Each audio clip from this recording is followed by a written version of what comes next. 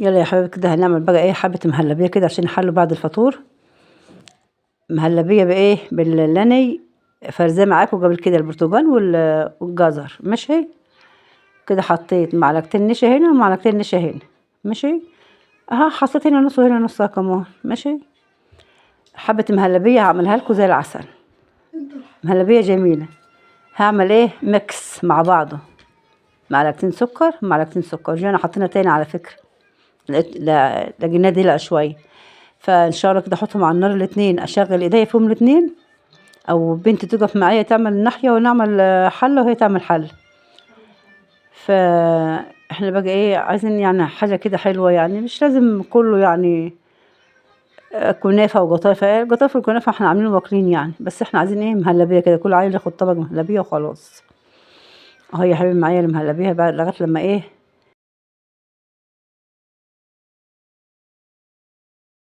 خلصناها. شفتوا جميلة والله، خلصناها بسرعة وربطت. نصها مهلبية قمر الدين ونصها مهلبية بيضة، مهلبية لبن يعني. بعمل نص هنا ونص هنا، يعني نصين في الطبق. خلاص معايا بقى ايه حبة كاكاو هم عملت مع حبة لبن بردك نشا ومش عارفة ايه وكده زي ما انا عملت هنا بالظبط. وطبعا هعملها بردك ايه كده بردك يعني نص ابيض ونص شوكولاتة. خلاص بتبقى شكلها جميل بصراحة. عملت حبة كده وحبة كده، يعني كل واحد يعني مش شكل الحاجة يعني شكل.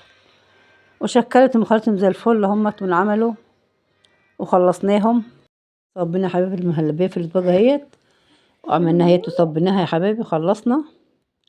دول هزينهم بالشوكولاتة، اللي عاملاها بالشوكولاتة. خلاص هدوقها بالشوكولاتة وهنخلص خلاص كده. وعملناها اتفضلوا معانا ومهلبية زي السكر اهيت. وكده ان شاء الله كده رمضان كريم عليكم، مش تنسوا اللايك والاشتراك يا احلى مشاهدين في الدنيا. مع السلامة.